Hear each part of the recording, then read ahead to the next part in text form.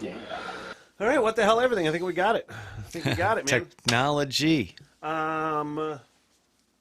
Just making sure things are working. See my head moving back and forth in the video. What the hell, everything. Got to talk my fat guy dilemma the last couple, 3 days. Yeah. And coming up, it's honestly a disturbing story out of Leelanau County. I feel like it really is. Yeah, it's pretty messed up. Here we are in 2020. We'll get more into it, but it's 2020, and how you still thinking some things, people? It just proves my point. It proves my point. We'll come up. We'll get there. into it. Okay. But yeah, I had a fat guy dilemma yesterday. I'll talk about.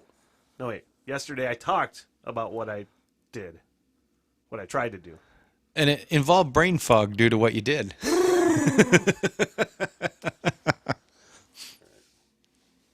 I was talking about yesterday. I tried it for 2 days. The fasting thing. Yeah. You know that totally went the way of the dodo yesterday. I have to say a word on the air that is totally relevant to what you're talking about.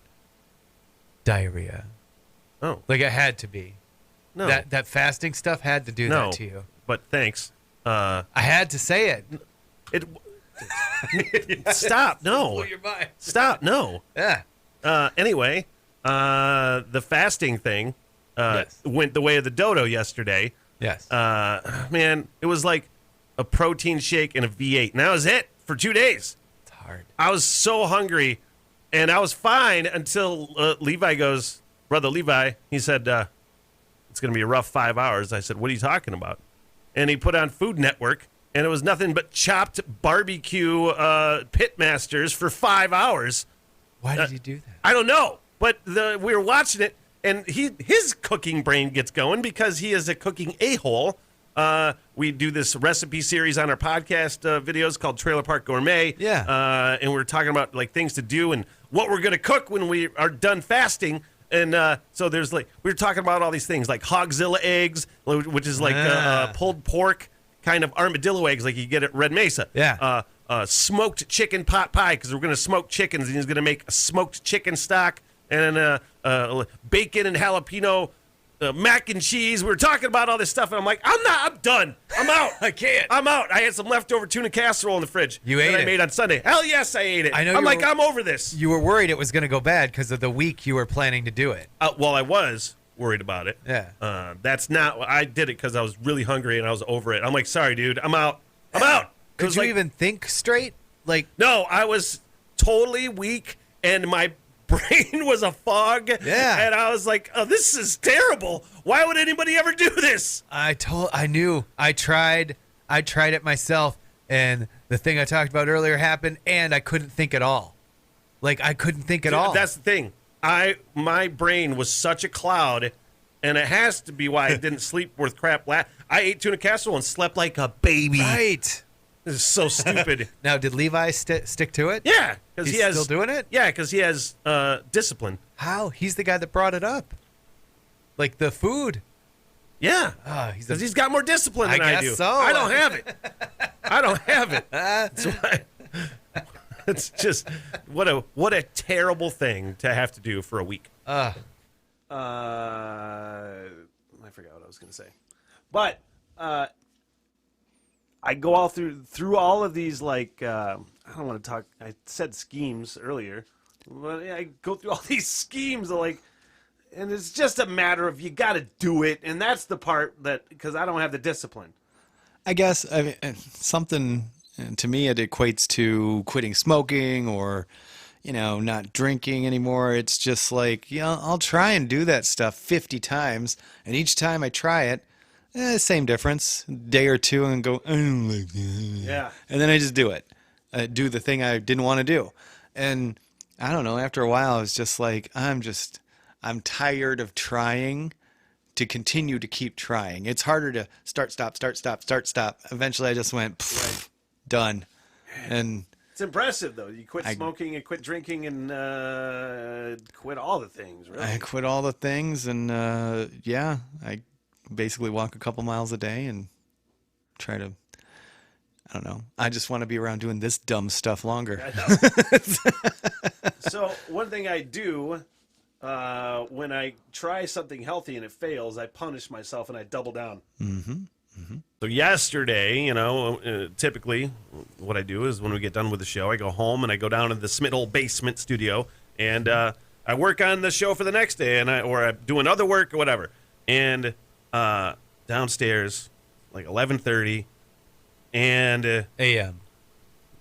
in the morning. Yeah, after Yeah. the show yesterday, Oh, okay. I didn't know if you had been up late, but 11:30 in the morning. Okay. Yeah, thanks. So I'm down there, and I may or may not have been altered, thanks to Loom.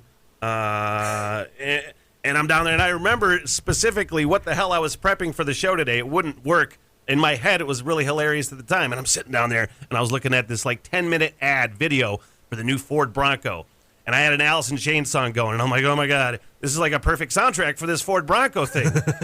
And I'm like, this is the perfect music. I should make this video. And it was the dumbest idea I had in a long time. But at that moment, Levi come busting in the door of the studio.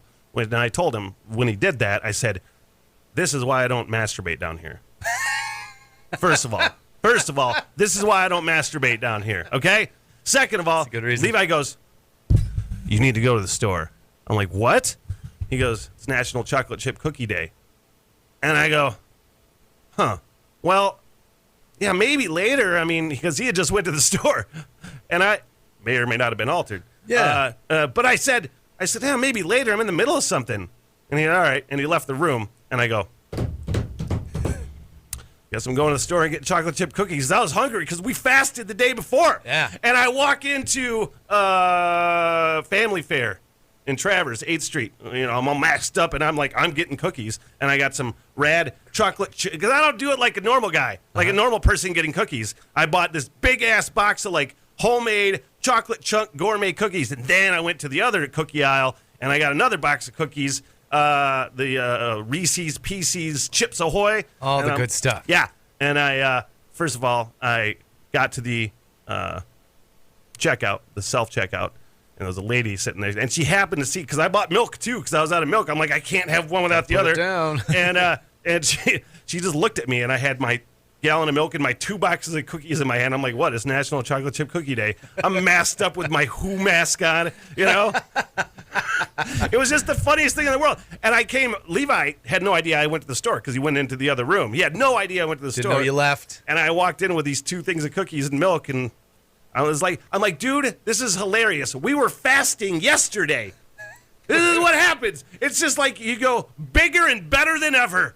We were fasting and we were healthy yesterday, and now we're like, National Chocolate Chip Cookie Day. I'm going to buy 2 boxes and sit there and eat 8 cookies in a sitting. 3 of the big ones and then 5 of the other ones. Well, I mean, that's what happens. It's like if you open a package of Oreos. They don't, suggested serving is 2 cookies. No, it's not. It's not. Those are gone It's before you not. even think about it. It's not. You want to talk, and I want to talk about your spur of the moment fat people decisions. 888-751-BEAR. If you want to chime in, because that's hilarious. I was cracking up in the store. How did Gandhi do this? Fasting. Plus, I did the whole. They're not taking cash at the self checkout, and there was a moment where I may have thought, I'm like, this is totally dystopian future. I was just like, card, Cookie. I'm like, this is totally dystopian future. Cashless cookies. New recipe. It really is. I seriously, and then before I went to bed, I had like 6 more. Oh, yeah. Like I was in a bad mood yesterday, so I'm like, you know what? F all this. I'm eating cookies. I poured a little bit of a new Jefferson Ocean whiskey that I bought. Bourbon. It was a really nice bourbon. Nice. And that was my therapy for the day. I'll, eat clean for 2 months straight. Not a single cheap meal, not a bad day, nothing bad goes into my body. And then I'll be like, you know what? Screw this day. And I will buy the family bag that's like 12 servings of M&Ms, and I'll buy like 2 of those, and I will eat every last bit of that in like a half an hour. And then what happens is, this is my new thing. Either I'm old or a D-bag. The next day I'll be like, I have a hangover. Like this is like hungover from back in the day. Yeah. But I ate M&Ms. I ate M&Ms. Or like if I go, you know what? Forget it. I'm going to Taco Bell and ordering $20 worth of food. I'll be hungover from food. Dude, yeah. Stupid body. Because the thing about, I make jokes about like fat guy problems all the time and like fat guy shopping and fat guy eating. It's not like you just decide to go all in because I go to Levi. I was confused for a second because I was pretty high, and I'm like, and I said, well, what should I get? And he's like, cookies. And I said, oh, I thought you wanted me to make them. I was totally going to make cookies. Well, you took the easy route. Dude, I make the best cookies, I found out. Honestly, this is a 100% true story. I didn't even start really smoking marijuana until the age of 40. And it was really then that I found the benefits to it, where I totally releases my anxiety, totally makes me a happier person, and just I don't stress about things. You don't smash nearly as much stuff. No. Fair. But the first time I ever baked cookies was, I bet it was 4 years ago. I was really high, and I'm like, I want to make cookies. And I'm like, oh my God, I'm really high. I don't know if that's a good idea. And I'm like, looked at the recipe. I'm like, I have all the ingredients. And then they were the best peanut butter cookies I've ever had in my life. Not just because I was high. They were when I wore off.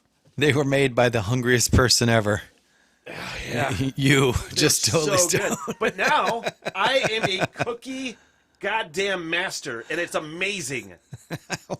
It shouldn't say Smith Hole. It should say cookie goddamn master. It will. At some point now, cookie goddamn master in the Smith Hole. If you're ever on the news and you witness like a murder or something, it'll be like Nate Smith, cookie goddamn master. Cookie theft. Where's that cookie goddamn master at? Me love Cookie. Cookie Monster. Cookie Monster's your arch enemy. All right, let's break the mood. Okay. The mood. Yeah. It goes from funny to terrible, and And this one's not audio. comes out of Leelanau County, no audio. Yeah. Saw the story right before we got off the air today. We said, let's just talk about that on the podcast. Yeah. Where this is from the Leelanau Enterprise. I had the news story, but I'm just going to read it. Use of the N-word by an elected member of the Leelanau County Road Commission to describe African Americans this week earned a sharp rebuke from the Road Commission chairman. Road Commissioner, is he the Road Commissioner? No, he's not the Road Commissioner. I don't know how it works. Road Commissioner Tom Eckerly was asked by a fellow commissioner why he was not wearing a face mask at this week's Road Commission meeting. When Eckerly responded, well, this whole thing is because of them N-words down in Detroit. Road Commission Chairman Bob Joyce quickly said, you can't say that. He says, I can say anything I want. Black Lives Matter has everything to do with taking the country away from us. Oof. Like, that just proves my point. I talked about this earlier, and we talked about it on a podcast before, but it's like, this is why I'm on board with the Black Lives Matter thing, man, because I've experienced so many racist white people in my life. Yeah. In rural northern Michigan, and then I see people, and I saw somebody comment on something yesterday where it's just like, yeah, systemic racism isn't a real thing. This is why. This is exactly why it's a thing, man. You just lived up here by deer and water your whole life. Like, nothing wrong with being rural, but if you've got no diversity in what you've ever done. In urban areas too. Well, it does, yeah. But by and large, it is white people that have not spent a lot of time with black people that feel this way. And when I say a lot of time, with meaningful time, not somebody you worked with, or not somebody you interacted with at the bar, somebody you actually spend time with and can learn to relate to. Yeah. That's the whole thing. Right. Right. It's like, this guy has to lose his job. This guy has to lose his job. Seems like he has to, because, I mean, all I know is I said that, You're or gone. I thought that, You're and gone. I'm gone. Look. And nobody elected me, just you, maybe. Nobody elected me. Somebody wants a recall right now. Sign the petition. But, I mean, this is just another example of why the Black Lives Matter thing exists in the first place. You know? This is a specific reason. There's white people that I know that will say something like, well, that guy, yeah, he's a racist, but there's not, dude, the amount of white people I've interacted with in my lifetime, and it's not an unusual thing just for me. No. It happens all the time. I think when we talked about it before, right after the George Floyd incident, it's when you're a kid, or when I was a kid, older family members, aunts, uncles, not, even my own dad Sure, to some extent sure. would say, terrible things, terrible slurs. And just like I go, I want to go to Detroit to a Tigers game, and like just slur, slur, slur, just all these terrible things. So as a little kid, all you know is what your parents tell you. And then it's like, well, You grow up with it. You don't know it's racist. well, then I'm a dummy, and I'd be like 7 years old, go to school and be like, well, my dad said I shouldn't go to the game because of and then people would be like, what did you say? And then it all escalates. Then you get a little older and go, oh, well, no, that's on the path to being a terrible person. I can't, Yeah. I can't stay behind what I was kind of taught. The last time we talked, I think it was on either the Smitty Dicks podcast or the What the Hell Everything podcast. I can't remember, but I've had several friends message me and say, you know what, I watched your podcast and it really like it clicked at that point. Yeah. And that's not what I'm going for. I'm just talking about it and talking about something that I am so in my gut feel I need to talk about. Yeah. That's all I'm doing. But I'm glad that some people did. Yeah, it's not like I don't look at it and go, well, there's a political thing I got to back up. Like, That's I the don't thing, think man. that at I don't all. I don't want to get political. No. And I don't feel like this should. And why is this a political issue? It's not to me, but people turn it into that. Anyway. Yeah. We'll see what happens with that guy. I feel like within the next week, something will come up. If he has a job this weekend, I'll kind of be shocked and kind of be disappointed. Yeah. Yeah. Right. Yeah. All right, guys. Well, tomorrow we got Smithole Cinemas on the show around 7:25, and we're actually going to record that when we're done. We're going to do Grumpy Old Men. Did we just do the whole podcast already? Sure. Wow. Yeah. I felt like there was more. Is there more you want to talk about?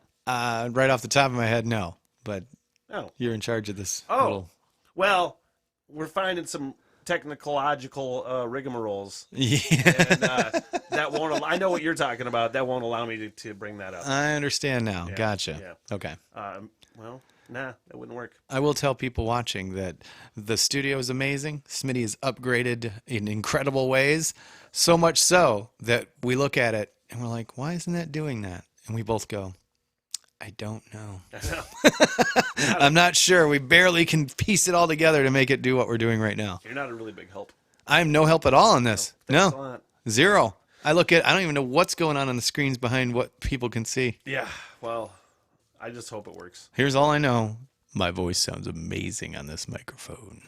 Like it does. Yeah. I'm so happy about it. Good. Thank you. Another What the Hell Everything on Tuesday, and thanks, guys. All right. All right. What the hell, everything?